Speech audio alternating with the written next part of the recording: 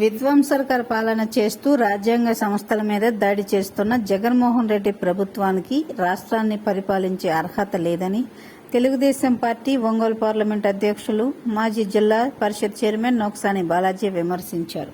Telugu Desam party Ongole parliament కార్యాలయంలో ఏర్పాటు చేసిన విలేకరుల సమావేశంలో నోకసాని బాలాజీ మాట్లాడుతూ ఎన్నికలలో జగన్ను నమ్మి ఓట్లు వేసిన ప్రజలకు వైసీపీ ప్రభుత్వం చేసింది ఏమీ లేదని, 1000 రోజుల జగన్ రెడ్డి పాలనలో విధ్వంసాలు వినాశనాలే తప్ప జరిగింది శూన్యమని విమర్శించారు.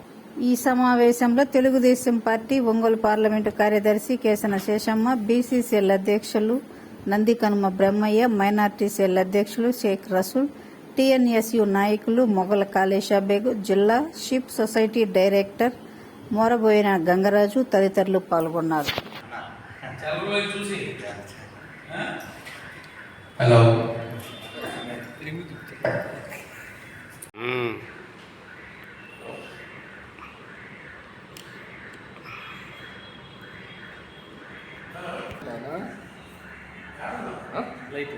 వేస్తే కంటిన్యూ చేయి, మధ్యలో వేసి ఆపద్దు, ఆపితే కంటిన్యూ ఆపే, వేస్తే కంటిన్యూ చేయి.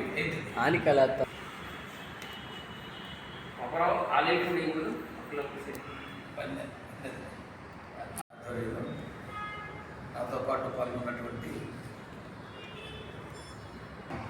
రమయ్య, పార్లమెంట్ పార్టీ కార్యదర్శి కేసిన శేషమ్మ, ట్రేడ్ యూనియన్ నాయకుడు మిత్రులారా, జగన్మోహన్ రెడ్డి గారు ఈ 1000 రోజుల పరిపాలనలో అనేక అక్రమాలు, దౌర్జన్యాలు, లూటీలు, దోపిడీలు, హత్యలు, ధ్వంసాలతో ప్రారంభమై 1000 రోజులు పూర్తయిన సందర్భం. విధ్వంసాలు ప్రధానంగా ఆయన చేసినటువంటిది, అధికారంలోకి రాగానే ఐఏఎస్ ఐపీఎస్ అధికారుల యొక్క సమావేశంలో నేను ఆ రోజు చాలాసేపు ఓపిక చూశాను. యువకుడు భారీ మెజారిటీ అధికారంలోకి వచ్చాడు, వినూత్నంగా పరిపాలన ఉంటుందేమో. ఎందుకంటే రాజకీయాలు ఏదైనా, పార్టీలు ఏదైనా, పరిపాలన అనేది ప్రజలకు అందుబాటులో ఉండాలి, రాజకీయాలకు అతీతంగా ప్రజలకి పరిపాలన అందించాలి. ఆ కోవలో చూస్తాడేమో ఎప్పుడు కదని ఆశించి ఆలోచించి చూస్తే ఆశాభావం లేదని సాయంకాలం 4 గంటలకి అంతా మాట్లాడాడు. సాయంకాలానికి జానపద చిత్రాలలోగా వీళ్ళనో లేకపోతే సైన్యాధ్యక్షుడినో ప్రధాన సైనికాధికారినో రాజుగారు వెళ్ళి కూర్చోండి, ధ్వంసం చేయనట్టుగా ప్రజావేదికను కూర్చోండి. నేను అనుకున్నాను ఆ రోజు జగన్మోహన్ రెడ్డి గారు ఈ ధ్వంసం కార్యక్రమం అయింది, ఈ ప్రభుత్వం ఎక్కువ కాలం మనజాలను ప్రజల హృదయాల నుండి తొలగిపోయేటువంటిది. ఈరోజు ఈ ధ్వంసంతోనే ఒక అకృత్యాలకి, దుర్మార్గాలకి వైఎస్ఆర్ కాంగ్రెస్ పార్టీ నెలవైందనేటువంటి ఆలోచనతో ఆ రోజు చంద్రబాబు నాయుడు గారి హయాంలో జరిగినటువంటి ఆ ప్రజా వేదిక, నీకు ఇష్టం లేదు చంద్రబాబు నాయుడు గారు కట్టారు, చంద్రబాబు నాయుడు మంచి కీర్తి ప్రతిష్ఠ ఇచ్చినటువంటిది, లేదా అక్కడేదో కరకట్టలో ఉండి నిబంధనలకు వ్యతిరేకంగా మరి అది కూర్చో ప్రభుత్వ సొమ్ముతో కట్టినటువంటి, అది చంద్రబాబు నాయుడు గారి సొంత నిధుల నుంచి కట్టలేదు, it is from the government funds. ఒక గవర్నమెంట్ ఫండ్స్ నుంచి కట్టినప్పుడు నువ్వు వాడుకుంటూ ఇఫ్ ఇట్ ఈస్ ఇర్రెగ్యులర్ ఏదైనా అని నువ్వు అంటే రుజువు చేసి దాన్ని తీసివేయాలి, లేదా మిగతా అలాగే ఉంచావు. ఈ రోజుకి కరకట్ట దగ్గర ఉన్నటువంటి నిబంధనలకు ఏం వ్యతిరేకం లేదు, చాలా చక్కగా రూల్స్ ప్రకారమే అధికారులందరూ సరైనటువంటి సమాచారం ఇచ్చి పర్మిషన్ ఇచ్చిన తర్వాతే కట్టడం జరిగింది. దాన్ని కూల్చివేసి నీకు చంద్రబాబు నాయుడు గారి మీద ఉన్నటువంటి అక్కసని తీర్చుకోవడానికి ప్రజాధనం వినియోగం చేసినటువంటి జగన్మోహన్ రెడ్డి గారు. అలాగే దేవాలయాలపై దాడులు జరిగిన సందర్భం మీరు అందరూ చూశారు, అనేక దేవాలయాల మీద. విజయనగరంలో అయితే శ్రీరామ దేవాలయం మీద ఆ శిరస్సు ఖండించినటువంటి సందర్భం. రాష్ట్రంలో నలుమూలల నుంచి, అన్ని ప్రాంతాల నుంచి ప్రజలు దాన్ని వ్యతిరేకిస్తారు. అలాగే సింగరాయకొండలో ఒక కార్యక్రమం జరిగింది. అట్లా ప్రతి చోట, అదేవిధంగా లక్ష్మీనరసింహస్వామి అక్కడ గోదావరి జిల్లాలో జరిగినటువంటి లక్ష్మీనరసింహ టెంపుల్ రథాన్ని ధ్వంసం చేయటం, కాల్చేయటం. దానికి ఈ దేవాదాయ మంత్రి ఆయన ఏం మాట్లాడతాడో ఏం చేసి ఏం తెలియదు, లేకపోతే ఆయన బడ్జెట్ మోడల్ అనుకున్నాడో, లేకపోతే ఏమన్నా చదువు సజ్జనుడి మాట్లాడుతున్నాడో ఆ సందర్భంలో మాట్లాడే మంత్రి దాన్ని సమర్థిస్తూ మాట్లాడుతున్న గొడవలు కానీ అతను కనీసమైన విలువలు లేవు. వాళ్ళందరూ కలిసి దాన్ని కూడా ఈ రథం కలిపి ఇంకో రథం చేయిస్తాం, ఏం పోయింది మునిగిపోయింది చంద్రబాబు నాయుడు గారు ఏదో మాట్లాడుతున్నారు. అంటే ఒక బాధ్యతారాహిత్యమైనటువంటి మంత్రివర్గం. ఇలా రాష్ట్రంలో ప్రజావేదికతో స్టార్ట్ అయినటువంటి ధ్వంసం దేవాలయాలు, అదేవిధంగా అనేక కార్యక్రమాలు, ప్రత్యేకించి టీడీపీ కార్యాలయం, ఒక పార్టీ కార్యాలయం మీద దాడేంటి? నీకు ఏదైనా తేడా అనిపిస్తే you should go by rule of law. Police కేసులు లేకపోతే కోర్టుకి వెళ్ళండి, చెయ్యండి. ఒక తెలుగుదేశం పార్టీ కార్యాలయం మీద దాడికి రావడం ఏంటి? ఎలా దీన్ని సమర్థించుకుంటాం? కాబట్టి ఈ దుర్మార్గమైనటువంటి పనులు ఏదైతే ఉన్నాయో ఇవి దాన్ని మేము వ్యతిరేకిస్తూ ఈయన పరిపాలనలో జరిగినటువంటి ఈ సమస్యలు ఏదైతే ఉన్నాయో ఈ ధ్వంసం కార్యక్రమాలను కూడా మీరు గమనించవలసిందిగా కోరుతున్నాం. అదేవిధంగా కియా పరిశ్రమ, చంద్రబాబు నాయుడు గారు ఎంతో కష్టపడి ఆ కియా పరిశ్రమ తెచ్చి, కార్ల పరిశ్రమ తెచ్చి ఆ వెనుకబడిన ప్రాంతాలు, అనంతపురం జిల్లాలో ఉన్న అనంతపురం ప్రాంతాల యొక్క అభివృద్ధికి దోహదం చేస్తే దాన్ని కూడా ఆ రోజు అక్కడ ఉండే ఎంపీ మాధవ్ గారు ఇష్టానుసారంగా మాట్లాడి మనకు బెదిరించే స్థాయికి వచ్చి దాన్ని వెనకబడతానికి ఇక్కడ నుంచి వెళ్ళేటువంటి పరిస్థితి కల్పించినటువంటి జగన్మోహన్ రెడ్డి గారు. అట్లా ప్రతిదీ యూనివర్సిటీస్లో కానీ, అదేవిధంగా రోడ్ల విషయంలో కానీ ఒకటే దుర్మార్గంగా వ్యవహరించిన జగన్మోహన్ రెడ్డి పరిపాలన ధ్వంసాలతో స్టార్ట్ అయిందని మిత్రుల ద్వారా ప్రజలకు తెలియజేస్తున్నాం. అదేవిధంగా నేరాలు, ఘోరాలు, మనకు అప్పుడప్పుడు టీవీలో వస్తున్న నేరాలు, ఘోరాలని ఎపిసోడ్ చూపిస్తుంటారు. వాళ్ళు వివేకానంద రెడ్డి ఎంత దుర్మార్గమైన హత్య చూడండి. వివేకానంద రెడ్డి హత్య మధ్యాహ్నం నుంచి చంద్రబాబు నాయుడు గారు తెలుగుదేశం పార్టీ నాయకులు చేయించారని చెప్పిన మీరు ఉదయం 7 గంటలకు 6 గంటలకి అందరూ రావడం వచ్చి గుండెపోటు ఎందుకు చెప్పారు? గుండెపోటు, ఆ గుండెపోటుతో పడ్డాడు టాయిలెట్ మీద, తద్వారా దెబ్బ తగిలింది. మీకేం పని చూడటానికి? రక్తం తొడటం ఎందుకు? కట్లు కట్టడం ఎందుకు? ఆ పని మీకెందుకు? అది వికటించి అది గొడ్డల దెబ్బలు కనపడేది. గొడ్డల దెబ్బలని జనం తెలిసిపోయేది. చంద్రబాబు నాయుడు గారికి సంబంధించిన మనుషులు చనిపించారు, తెలుగుదేశం పార్టీ ఉందని ఊరు వాడు తిరిగి ప్రజల్ని మభ్యపెట్టి ఎలక్షన్లో నీకు అనుకూలంగా మార్చుకునేటువంటి ప్రక్రియ చేపట్టింది వాస్తవం కాదా జగన్మోహన్ రెడ్డి గారు? ఏంటి నీ పరిపాలన జరుగుతున్నటువంటి? అదేవిధంగా డాక్టర్ సుధాకర్ మాస్క్లు అడిగినందుకు డాక్టర్ సుధాకర్ అక్కడికి తన ప్రాణాలు కోల్పోయి చిన్న వయసు 60 ఏళ్ళ లోపలే, 57-58 ఏళ్ళు సుధాకర్ డాక్టర్, ఒక దళిత కుటుంబానికి చెందినటువంటి కమిటెడ్ డాక్టర్. ఎంత దారుణంగా అతని మీద చిత్రహింసలు పెట్టి బెడరెక్కడిగా చేసి చొక్కాలు ఓటు తీసేసి రోడ్డు మీద నిలుచుకుంటూ పోయి చేసిన దుర్మార్గం. ఇక్కడ చీరాల్లో దళిత యువకుడు మాస్క్ కారణంగా కొట్టి చంపినటువంటి పోలీసు, రాజమండ్రిలో శిరోమణం చేయటం, ఆఖరి రాష్ట్రపతి గారే దీని మీద ఎంక్వైరీ జరపంటే తూతూ మంత్రంగా చేసి దాన్ని అసలు కనీసం రాష్ట్రపతిని కూడా గౌరవించినటువంటి దుర్మార్గమైన పరిస్థితులు ఈ రాష్ట్రంలో కనపడుతుంది.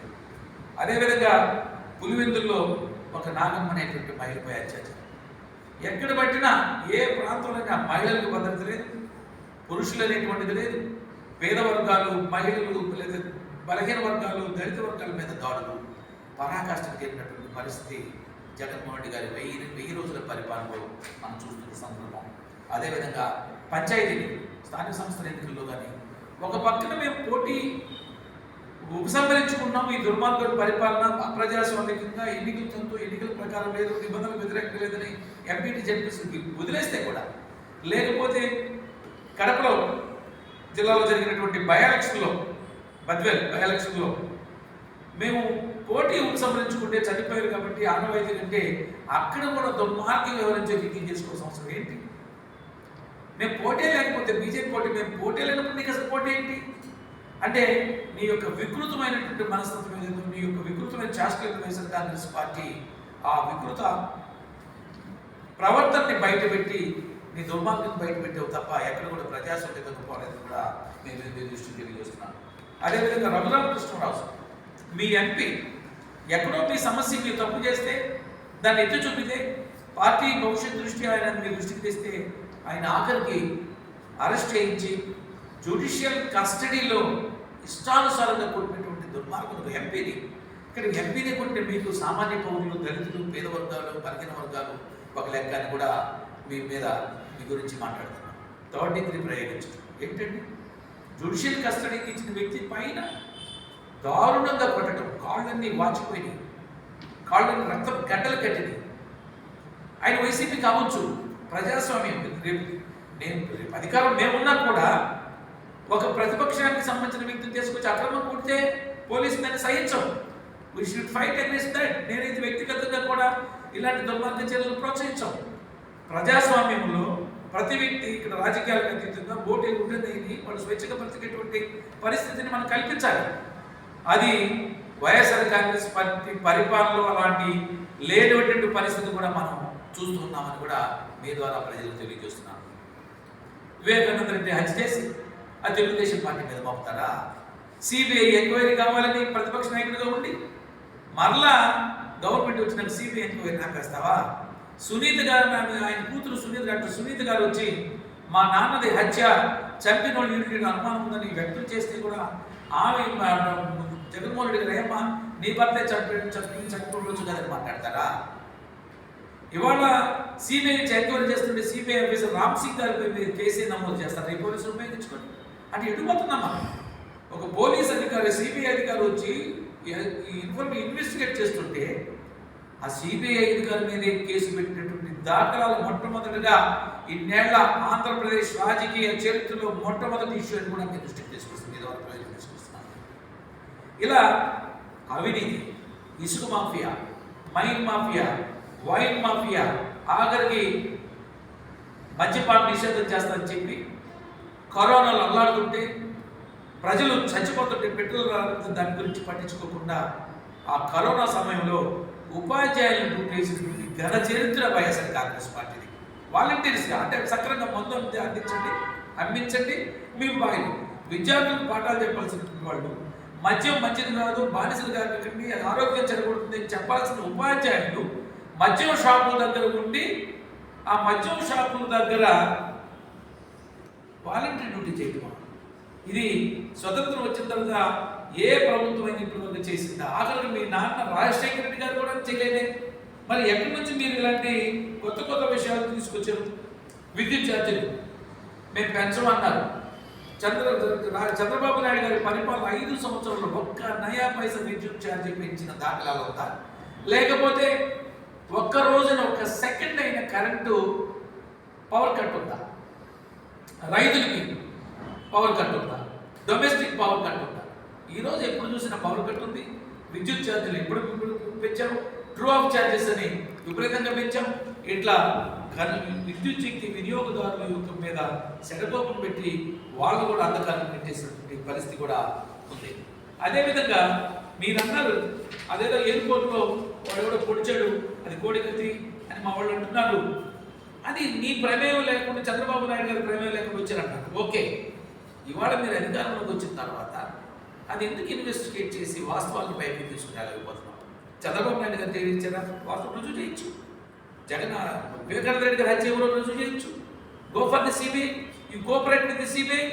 Why you are not cooperating with the CBI for investigation? వాస్తవాలు తెలుస్తాయి. నీ సిస్టర్ స్వయం, నీ సొంత చిన్నాన్న కూతురు చెబుతుంటే మాట్లాడవా? ఏం చెప్పారు సజ్జల రామకృష్ణారెడ్డి గారు, విజయమ్మ గారు ఆమెకి? మీరు ఏదైనా ఉంటే సజ్జల రామకృష్ణారెడ్డి గారితో మాట్లాడమంటారా? పోలీసులతో మాట్లాడమంటారు, అధికారులపై రిపోర్ట్ చేయమంటారు. అంటే దీంట్లో జరిగినటువంటి హత్య వెనక సూత్రధారులు ఎవరు? హత్య జరిగిన తర్వాత సొంత చిన్నాన్న హత్యను ఎందుకు నువ్వు రుజువు చేయలేకపోతున్నావు? ఎందుకు బయటకు తీసుకురాలేకపోతున్నావు? ఎందుకు ఇన్వెస్టిగేట్ ప్రాపర్గా చేయడానికి సహకరించలేకపోతున్నావు? You are not cooperating the CBI. అదేవిధంగా మద్యం రేట్లు పెంచి డబ్బులు దండుకొని ఇసుక రేట్లు, ట్రాక్టర్ 1500 నుండి తెలుగుదేశం ప్రభుత్వం 50 రూపాయలు, గవర్నమెంట్ 8,000 రూపాయల ట్రాక్టర్ ఇసుకుపోయింది. పాడు నాశనకు 8,000 రూపాయలు అమ్ముతున్నటువంటి దాఖలాలు. టెప్పులు వస్తే 25,000, 30,000, 40,000 దాకా పోయినటువంటి పరిస్థితి ఇవాళ గగనమైపోతుంది. ఇసుక న్యాచురల్ దొరికే ఇసుకని దాన్ని సెంట్రలైజ్ కొంచెం మెయింటైన్ చేయాల్సిందే. బట్ ఎక్కడ ఆ వినియోగదారుడికి సక్రమంగా ఇల్లు కట్టుకునే దానికి వాళ్ళ పరిమితికి లోబడి చేసుకునే విధంగా ఉండాలి తప్ప దుర్మార్గంగా వ్యవహరించడం అనేది కూడా చాలా దారుణం. ఇది 1000 ఏళ్ల పరిపాలనలో, 1000 రోజుల పరిపాలనలో నువ్వు చేసినటువంటి అక్రమాలు మచ్చుతునక హైలైట్స్. అదేవిధంగా రాజ్యాంగ వ్యవస్థలపై దాడులు ఏంటండి? కోర్టులు నీకు వ్యతిరేకంగా మాట్లాడి, నీకు వ్యతిరేకంగా అంటే చట్టానికి లోబడి రాజ్యాంగ వ్యవస్థ ప్రకారం నడిస్తే కోర్టుల మీద దాడులా? నాకు తెలిసి స్వతంత్రం వచ్చిన తర్వాత ప్రధానమంత్రి నుంచి కింది స్థాయి ముఖ్యమంత్రి వరకు ఎవరు కూడా కోర్టుల మీద మాట్లాడిన దాఖలాలు, కోర్టుల గురించి మాట్లాడిన దాఖలాలు, కోర్టులకు వ్యతిరేకంగా మాట్లాడిన దాఖలాలు. ఒకవేళ కోర్టు ఏదైనా జడ్జిమెంట్ ఇస్తే మేము ఇంకొకటి అప్పీల్ సుప్రీంకోర్టుకి వెళ్ళు లేదా ఇంకో కోర్టుకి వెళ్ళు, కానీ కోర్టుల మీద జడ్జిల మీద దాడులు చేసే పరిస్థితి, వాళ్ళ గురించి అసహ్యంగా మాట్లాడే పరిస్థితి, అవసరం వాళ్ళు కూడా వాళ్ళ మీద చర్యలు తీసుకున్న పరిస్థితి ఈ ప్రభుత్వం తప్ప గతంలో ఏ ప్రభుత్వంలో కూడా జరగలేదని కూడా మీరు దృష్టి తీసుకొస్తున్నాం. అనేక ఇష్యూల మీద గవర్నర్ పేరు మీద నిబంధనలకు వ్యతిరేకంగా, లోకల్ బాడీస్ మీద ఎలక్షన్ కమిషన్ స్వతంత్రంగా చేయకపోవడం, అట్లా ఎలక్షన్ కమిషన్ కావచ్చు, గవర్నర్ కావచ్చు, కోర్టులు కావచ్చు, రాజ్యాంగబద్ధ పదవులే రాజ్యాంగం ఏదైతే మనకి ప్రసాదించిందో వాటన్నిటి మీద దాడి చేసినటువంటి ఒక విష సంస్కృతి, ఒక దుర్మార్గమైన పరిస్థితి ఈరోజు రాష్ట్రంలో విలయకారణం చేస్తున్నది కూడా మీ అందరికీ తెలియజేస్తున్నాడు. అక్రమ మనసు అచ్చెన్నాయుడు గారిని, లేకపోతే దేవినేని ఉమా గారిని, ధూళిపాల నరేంద్ర గారిని, ఓ పక్క లోకేష్ బాబు మీద అక్రమ కేసులు, ఏదో ర్యాలీ పోతుంటే ఏదో ట్రాక్టర్ డ్రైవ్ చేశాడు, అదేదో పడింది, ఎవరినో ఆయన ఎట్లా చేస్తాడు అంటే ఎవరి మీద పడితే మీరు మాట్లాడినట్టు ఎవరు మాట్లాడారు? లోకేష్ బాబు గారి నుంచి ఇష్టానుసారంగా మాట్లాడారే. లోకేష్ బాబు సమయం పాటించి గౌరవంగా మాట్లాడే ఉద్దేశంతో కొంచెం పెద్దరికంగా మాట్లాడితే ఆయన గురించి అవాకులు చవాకులు వెళ్తామా? ఆయన ఎక్కడ ముందు మాట్లాడేది మీ గురించి? ఈరోజు మాట్లాడుతున్నాడు. ప్రజలకు ఆకాంక్షకి ప్రజల ఆలోచనకి అనుగుణంగా ప్రజలు ఏం కోరుకుంటున్నారు నాయకుడిగా ఎలా ఉండాలో ఈరోజు లోకేష్ బాబు గారి ప్రభుత్వం చేసిన దుర్మార్గాలని, జగన్మోహన్ రెడ్డి అరాచకాలను ఎండగట్టడానికి ప్రజలు తిరుగుతూ మాట్లాడుతున్నటువంటి సందర్భం కూడా మీకు తెలియజేస్తున్నాను. నోరు పెగతంలో ఈరోజు లోకేష్ బాబుని ఎదుర్కోవాలంటే, ధైర్యం చాలటం లోకేష్ బాబు గారి మాటలు కౌంటర్ చేయాలంటే, దమ్ము చాలటం లేదు లోకేష్ బాబు గారి గురించి తిరిగి మాట్లాడాలంటే, మేము నోరు తెరవసేపే మీ ఆగడాలు, అకృత్యాలు, అవమానాలు, అన్యాయాలు, దుర్మార్గాలు మేము నోరు తెరవడం ప్రారంభిస్తే మీ మనుగడే కష్టమవుతుంది, మీ యొక్క పరిస్థితి భిన్నంగా ఉంటుంది, మీ యొక్క పరిపాలనే కొనసాగదని కూడా మీ ద్వారా ప్రభుత్వాన్ని హెచ్చరిస్తూ ఉన్నాను. ఏపీ చైర్మన్ పై దాడి, ఆఖరికి నిన్న డీజీపీ ఆయన సభకు పాపం ఆ లాఠీ కొట్టుకుని మీ కాపలా అన్నాడు. ప్రభుత్వానికి కాపలా కాదు, ప్రభుత్వానికి కాపలా కాయలైనా దుర్మార్గంగా డీజీపీ ఆంధ్రప్రదేశ్ చరిత్రలో కంబైన్డ్ ఆంధ్రప్రదేశ్లో కూడా ఇలాంటి డీజీపీని నేను చూశాను. నేను విద్యార్థి ఉద్యమం నుంచి 1977 నుంచి చాలా ఫెరోషియస్గా విద్యార్థి ఉద్యమాలు నడిపేవి, కానీ ఆ రోజు పోలీసు దాడులు ఎదుర్కొన్నా, కానీ ఇలాంటి దుర్మార్గమైనటువంటి లో ప్రొఫైల్ కలిగినటువంటి డీజీపీ చూడ. డీజీపీని అంత సహకరిస్తే గుమస్తాలాగా నీ వెంటబడి లాఠీ పట్టుకొని ఒక సంఖ్యలో పెట్టుకొని నీకు హుజూరంట ప్రవర్తించినటువంటి డీజీపీని ఇష్టానుసారంగా మార్చేసి ప్రజల్లో వ్యతిరేకించి పోలీస్ డిపార్ట్మెంట్లో అలజడి వచ్చేసరికి ఏపీ చైర్మన్ చేస్తావా? ఏపీ చైర్మన్ అంటే డీజీపీగా రిజైన్ చేయాలా? దానికి టెక్నికల్ రీజన్ పెట్టుకొని ఏదో కొద్ది రోజుల రోజు చేయొచ్చని మళ్ళీ డీజీపీగా ఆయన్ని ఎక్కించారు. ఏపీ అంతకుముందు ఏపీ మీద దాడులు, ఈ విధంగా ప్రతి ఒక్కరి మీద మీ ఇష్టానుసారంగా స్పందిస్తూ, అదేవిధంగా రాజధాని చంద్రబాబు నాయుడు గారు ఎంతో ముందు చూపుతారు. ఆంధ్రప్రదేశ్ విడిపోయిన ఆంధ్రప్రదేశ్ని ఏది ఎట్టికిపోయిన ఆంధ్రప్రదేశ్ కాకుండా, దిక్కుమాలినటువంటి ఆంధ్రప్రదేశ్ కాకుండా, ఎవడికి పుట్టిన బిడ్డగా ఎక్కి వేడుస్తున్న చందంగా తయారు కాకుండా, ఆంధ్రప్రదేశ్ ప్రజల ఆకాంక్షలకు అనుగుణంగా ఆంధ్రప్రదేశ్ పరిస్థితుల్లో ప్రజలు భారతదేశంలో తలెత్తుకొని సగౌరవంగా విడిపోయినా కూడా ఆంధ్రప్రదేశ్, ఎందుకంటే ఉమ్మడి ఆంధ్రప్రదేశ్లో కూడా ఈ ప్రాంత ప్రజల పెట్టుబడులు, ఈ ప్రాంత ప్రజల కష్టాలు, ఈ ప్రాంత ప్రజల యొక్క అంకిత భావంతోనే ఉమ్మడి ఆంధ్రప్రదేశ్ ప్రత్యేకించి హైదరాబాద్ అభివృద్ధి చెందిన పరిస్థితులు. నేను 1979 ఫస్ట్ టైం హైదరాబాద్ పోతే ఏమీ లేవు అభివృద్ధి. డిగ్రీ చదువుతూ ఏదో ఉద్యోగ నిమిత్తం పోతే ఏదో సెలక్షన్స్ కోసం అసలు ఏం కనపడలేదు. ఈరోజు చూస్తే ఎంత అద్భుతమైన ప్రగతి కనపడిందో. అది ఆంధ్రప్రదేశ్ ప్రజలు అక్కడ వెళ్ళి పెట్టుబడులు పెట్టి డెవలప్ చేస్తే, అలాంటి ఆంధ్రప్రదేశ్ హైదరాబాద్ తలదన్నే విధంగా అద్భుతమైన రాజధాని చేయాలని చంద్రబాబు నాయుడు కలలు కని 34,000 ఎకరాలు తీసుకొని రైతులకు ₹1 చెల్లించకుండా చేస్తే 3 రాజధాని పేరుతో దాన్ని దుర్మార్గం చేస్తావు. ఇవాళ కోర్టులు చాలా చక్కటి సిఆర్డి యాక్ట్ చేశారు చంద్రబాబు నాయుడు గారు. కోర్టులు ఏమంటాయి? 3 రాజధాని, ఈ రాజధాని కొనసాగుతుంది 3 నెలల లోపల, 30 రోజులు 3 నెలల లోపల ఆ రైతులకు వెంటనే ప్లాట్లు వేసి ఆ ప్లాట్లు అప్పగించి జారీ ఉత్తర్వులు ఇస్తే దాన్ని తొప్పులో దొక్కి ఆ కోర్టు మమ్మల్ని శాస్త్రి వాళ్ళు చెప్పింది ఏంటంటే ఈ సిఆర్డి యాక్ట్ ప్రకారం ఒకే రాజధాని మార్చాలంటే కేంద్ర ప్రభుత్వం నుంచి పార్లమెంట్ ద్వారా రావాలి. ది క్యాపిటల్ ది అంటే ది సన్ ది మూన్ అంటే ఒకటే అనేసి అప్పుడు రాజధాని ఒకటే ఉంటుందని ఆ రోజు విభజన చట్టంలో చెప్పారు. కాబట్టి ఆ విభజన చట్టం ప్రకారము ది క్యాపిటల్ ఒకటే ఉంటుంది. దీన్ని మార్చాలంటే శాసనసభ పరిధి లేదు, కేంద్ర ప్రభుత్వం పార్లమెంట్ నుంచి రావాలని చెబితే మేము శాసనసభ చేయడానికి లేదా మమ్మల్ని శంకిస్తారు లేదా మా యొక్క అధికారులను కుదిస్తారని చట్టసభల మీద న్యాయ వ్యవస్థ మీద దాడి చేయడానికి ప్రయత్నిస్తారా? ఒకవేళ if it is not up to your satisfaction there is a provision to appeal to the supreme court. అది కూడా లేదంటున్నారు. ఇంకా చూద్దాము. ఇవాళ జిల్లాల విభజన నీ ఇష్టానుసారంగా చేశారు. పరిపాలన సౌలభ్యం కోసం ప్రజల ఆకాంక్షలు నమ్ముతుందని ప్రజల ఆలోచనకి కాకుండా చేస్తున్నాం. కాబట్టి అది కోర్టులు ఇస్తే దాన్ని కూడా కోర్టులు ఎందుకు తీసుకునేది మాట్లాడతాం. అంటే ఒక పరిపాలన గెలిచేవంటే ఏ వ్యవస్థలను కంట్రోల్ చేయకుండా ఏ వ్యవస్థలు లేకుండా నువ్వే కంట్రోల్ చేయండి. మొనాలిటీ అనేది రెడ్డిల పరిపాలన, ముస్లింల పరిపాలన లేదా ప్రజాస్వామ్యంతో పరిపాలన. కాబట్టి ఈ దుర్మార్గాలన్నీ కూడా మేము ప్రజల దృష్టి తీసుకొస్తూ ప్రజలు కూడా ఇవాళ వైఎస్ఆర్ కాంగ్రెస్ పార్టీ ప్రత్యేకించి జగన్మోహన్ రెడ్డి గారి యొక్క దుర్మార్గ పరిపాలన, మోసకారి పరిపాలన అర్థం చేసుకుంటున్నారు. అదేవిధంగా సంక్షేమ కార్యక్రమం 56 కార్పొరేషన్లు పెట్టి అంతకుముందు కార్పొరేషన్లు రద్దు చేసాము. నేను కూడా 51 రాష్ట్ర 50 కార్పొరేషన్ చైర్మన్గా ఉన్నాను. ఒక పెట్టుబడులు అందరూ దించేసి ఓకే నువ్వు ఈ రోజు కూడా ఒక్క కార్పొరేషన్ కూడా ₹1 నిధులు ఇచ్చిన దాఖలాలు ఉన్నాయా? నేనేదో బడ్జెట్లు చెబుతున్నాను. నేను అనుకుంటా ఏంటి బస్సు మారేడు గారికి ఇట్లా తప్ప ₹1 కూడా లేకుండా కార్పొరేషన్ తెగుముడిగా డైరెక్ట్గా కొన్ని జీతాలు ఇచ్చి అంటే మాకు పదవులు ఇచ్చి మాకు జీతాలు ఇస్తే సరిపోతుందా? ప్రజలకు అవసరం లేదా? ప్రజలకు ఖర్చు పెట్టాల్సిన అవసరం లేదా?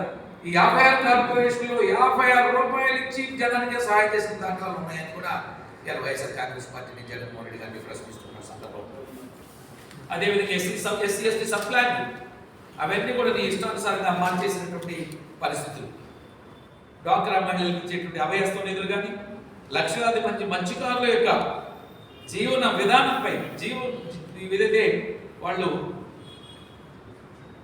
ఆ యొక్క చేపల సొసైటీలు లేదా చేపల చెరువుల్లో వాటిలో చేపలు మత్స్యకారులకు ఉండేటువంటి ఏదైతే చట్టం ఉందో ఆ ఎదురు తెలిసి ఆక్షన్ పెట్టి దాంట్లో కూడా ఎవరు తీసుకొచ్చి చేసేటువంటి విధానాన్ని కూడా వ్యతిరేకిస్తున్నాం. అందుకే నేను కొల్లు రవీంద్ర గారు కూడా ఇక్కడ రావడం జరిగింది. రేపు 19వ తేదీ నెల్లూరులో జీవో 217ని వ్యతిరేకిస్తూ భారీ నిరసన కార్యక్రమం జరుగుతుంది. దాన్ని కూడా ఈ రాష్ట్ర జిల్లాలో మత్స్యకారులందరూ కూడా విజ్ఞప్తి చేస్తూ వారు కూడా సదరు యొక్క నిరసన కార్యక్రమం విజయవంతం చేయాలని దానికి తెలుగుదేశం పార్టీ పూర్తి సహాయ సహకారానికి మత్స్యకారులతో తెలుగుదేశం పార్టీ హయాంలోనే మత్స్యకారుల అభివృద్ధి సంక్షేమం జరిగిందని వాళ్ళకి అండా ఉందని ప్రత్యేకించి అగ్నికుల క్షత్రియులందరినీ కూడా తెలుగుదేశం పార్టీ బడుగు బలహీన వర్గాలకు అండగొట్టిన తెలుగుదేశం పార్టీ ఈ 1000 రోజులు జరిగినటువంటి సంక్షేమం ఎస్సీ ఎస్టీ బీసీ మైనారిటీల మీద దాడి జరిగింది, దుర్మార్గం జరిగింది. బలహీన వర్గాల నాయకుల మీద కేసులు, అరెస్టులు, అక్రమాలు, ప్రత్యేకించి రాష్ట్ర పార్టీ నాయకుడు మాజీ మంత్రి అచ్చెన్నాయుడు గారిపై చేసినటువంటి జులుం రాష్ట్రం ప్రాంతాలు మార్చి తిప్పినటువంటి పరిస్థితి. సీనియర్ నాయకులకు కూడా లేకుండా, గౌరవం లేకుండా, మాజీ మంత్రులకు లేకుండా, ఏ తప్పు లేకుండా ఏది చూపి నీళ్ళు ఎవరైతే ప్రశ్నించారో వాళ్ళందరూ కూడా కేసులు పెట్టి లోపలేసినటువంటి దాఖలాలు. ఈ 1000 రోజుల పరిపాలన జరిగిన లూటీలు, మారణకాండ, ధ్వంసాలు, అకృత్యాలు, అన్యాయాలు, మాఫియాలు వీటన్నింటినీ కూడా ప్రజల దృష్టి తీసుకొస్తున్నాం. మీకు పరిపాలించేటువంటి సమర్థత, పరిపాలించే అర్హత లేదు. ప్రజలు మీ యొక్క పరిపాలన వ్యతిరేకిస్తున్నారు. తెలుగుదేశం పార్టీలోనే బడుగు బలహీన వర్గాల సంక్షేమం, తెలుగుదేశం వస్తేనే బలహీన వర్గాల రాజకీయ ఆర్థిక ఉన్నతి అది చంద్రబాబు నాయుడు గారి నాయకత్వం ప్రజలు విశ్వసిస్తున్నారు. ఇది ఈ 1000 రోజుల పరిపాలనే మీకు చరమగీతం పడుతుంది. ఎప్పుడు ఎన్నికలు జరిగినా తెలుగుదేశం పార్టీని భారీ మెజారిటీ తీసుకురావడానికి సిద్ధంగా ఉన్నారని తెలియజేస్తూ ఈ యొక్క దుర్మార్గాల్ని మీరు ఆపకపోతే ప్రజలు మీ ముఖాన కళ్ళాపు చల్లేటువంటి లేదా చీపులు తీసుకుని కొట్టేటువంటి పరిస్థితి వస్తుందని కూడా వైఎస్ఆర్ కాంగ్రెస్ పార్టీ చేస్తూ ఈ ప్రభుత్వం ఒక్క నిమిషం కూడా కొనసాగే హక్కు లేదు. రాజ్యాంగ వ్యవస్థల మీద దాడి చేస్తున్న ఈ ప్రభుత్వం కొనసాగలేదని నేను ఘట్టాపదంగా కూడా మీ ద్వారా ప్రజలకు తెలియజేస్తున్నాను. Thank you.